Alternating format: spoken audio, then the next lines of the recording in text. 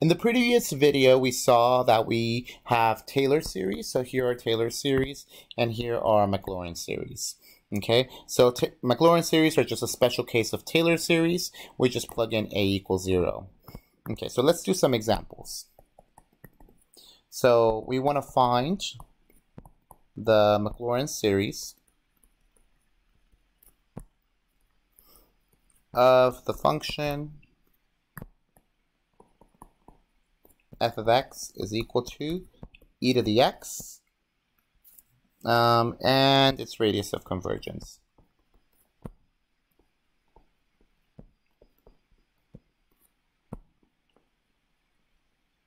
Okay, so that's what we want to do.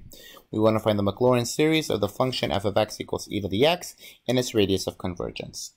Okay, so let's first write out the Maclaurin series. So the Maclaurin series says that you have f of x is equal to, so if you look here, here's the Maclaurin series, is going to be f of 0 plus f prime of 0 over 1 factorial plus times x plus f of 2. I'm going to write the 2 here as the derivative of 0 divided by 2 factorial x squared plus f3 of 0 divided by 3 factorial x cubed plus, and continues on. So that's going to be the Maclaurin series. So let's just compute a couple derivatives. We don't need to do all of them. That will take forever. So we're going to first start off with f of x. And f of x is just e to the x. So let's take the derivative of e to the x. And the derivative of e to the x is just e to the x. We take the second derivative. That's still e to the x. We take the third derivative. That's still going to be e to the x. So it doesn't really matter what we have. It's always going to be e to the x. Now, what we need to figure out is plug in 0. So I'm going to plug in f of 0 in here. Of the first, of the function originally, it's going to be e to the 0. E to the 0 is just 1. Then I'm going to plug it into the first derivative. E to the 0 is still 1. Plug it into the second derivative. Notice that everything is going to be exactly the same. Okay, so still 1. Everything is 1. And continues on. So let's just write it out. So f of x, which originally was e to the x, can be expressed as a series the following way. So first, f of 0. F of 0 is going to be this 1. That's what f of 0 is. That's just 1. Plus f prime of 0. Well, that's also another 1. Over 1 factorial. And then x. Plus the second derivative. Well, the second derivative was also 1. 1 over 2 factorial x squared. Then the third derivative is going to be 1 over 3 factorial x cubed. Okay, and then you can keep seeing that it's going to be 1 over 4 factorial x to the 4th plus 1 over 5 factorial x to the 5th, and so on and so forth. Okay, so this is basically the series. This is really what I want. Now you can further do this by trying to come up with a formula.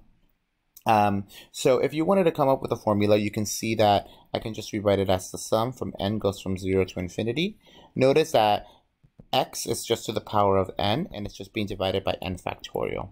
So this is just a formula. You don't really need to do this, but because some of them are not going to have closed forms, but you can try to figure out the pattern that the bottom part is just going to be n factorial, starts at 0, and then the x is just going to be squared. Okay. So now what's going to be the radius of convergence? So radius of convergence. Okay. Well, the radius of convergence, we're going to let a sub n equal x to the n over n factorial.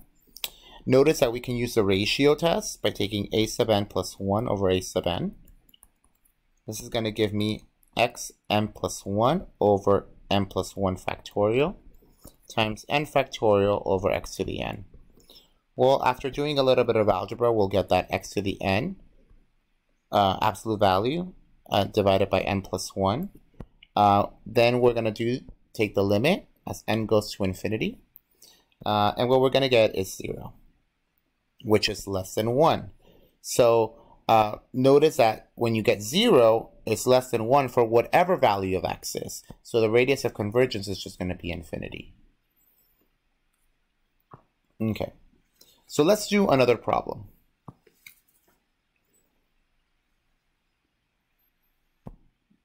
So let's say we want to find a Taylor series for f of x equals e to the x at a equals 2. So notice here we don't want a Maclaurin series because we don't really want anything to do with 0. Now we want to do it at a different value at a equals 2. Now usually when we have Taylor series, this series is good whenever you're near 0 because wherever your value is, which in this case was Maclaurin series deals with a equals 0. Well, when you try to figure out how good this series is, well, it's good when a equals 0. In this case, when a equals 2, well, values of x that are near 2 will be good. Okay, so let's try to figure out a Taylor series expansion for this. Well, remember that the Taylor series, if we have f of x is equal to, and if we look at the Taylor series is a little bit different, it's more general. So this is going to be my Taylor series. Okay, so this is going to be f of a. I'm going to start out with f of a plus f prime of a divided by 1 factorial x minus a plus f second power of a divided by 2 factorial x minus a squared plus f to the third power, f third derivative at a divided by 3 x minus a to the third power plus so on and so forth. Okay, so now here a is different. A is going to be 2. So let's start off with our function. The function that we have is f of x equals e to the x. Now this is pretty easy because all we got to do is just take the derivative. And luckily the derivative for us is always going to be the same thing. Okay. Now in this case, we're not going to plug in 0. We're going to plug in 2. Okay, so when I plug in 2 into the original function, I'm going to get e squared. Luckily, everything else is going to be exactly the same because that's just how e works. All right, now let's write the Taylor series expansion. So e to the x is going to be equal to f of a, that's the first one, which is going to be e squared.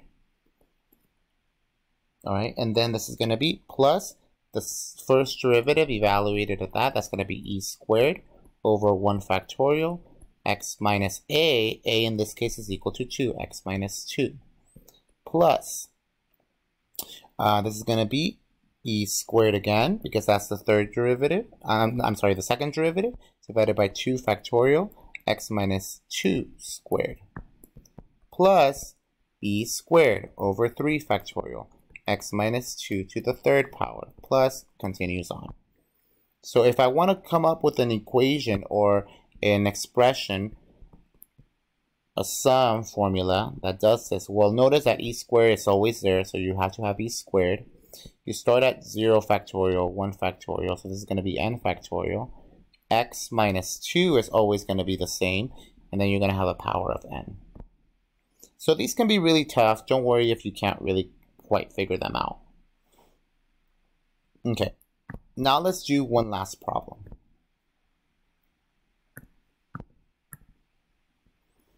So here's my example. Find a Maclaurin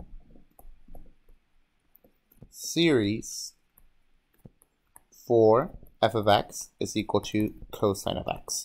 So in this case, you're not going to get the same derivative. You're going to get something different.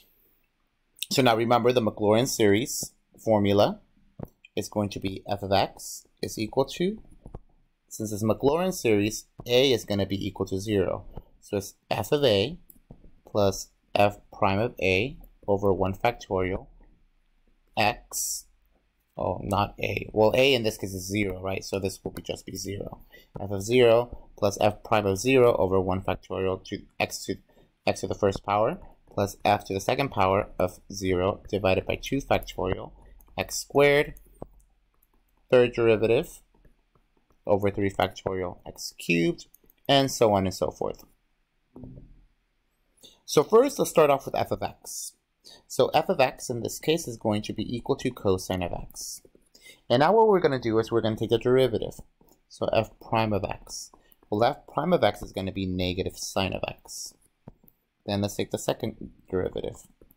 This is going to be negative cosine of x. Let's take the third derivative. That's going to give me positive sine of x. And let's keep doing a couple of them, and you'll see why I'm doing more than just 3. This is going to be cosine of x. And then the fifth derivative, let's just stop here. We're going to do negative sine of x. And you can keep going if you'd like. So we just took all the derivatives. Notice that if the function is really complicated, the more complicated you're going to get when you keep taking derivatives.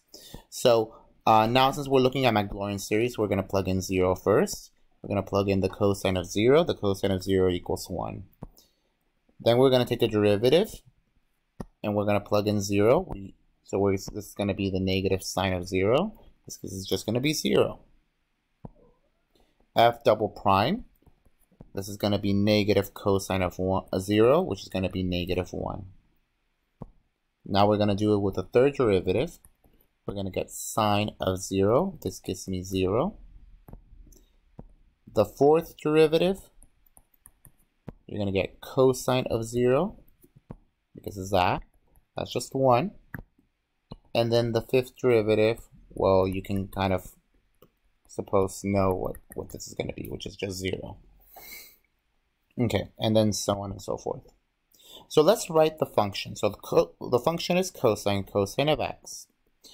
All right, so now let's figure out what f of 0 is. Well, f of 0 is just going to be 1, so we're going to start off with a 1. Plus f prime of 0. F prime of 0 is just 0 divided by 1 factorial times x. All right, second derivative. Second derivative is going to be negative 1, so this is going to be plus negative 1 over 2 factorial x squared.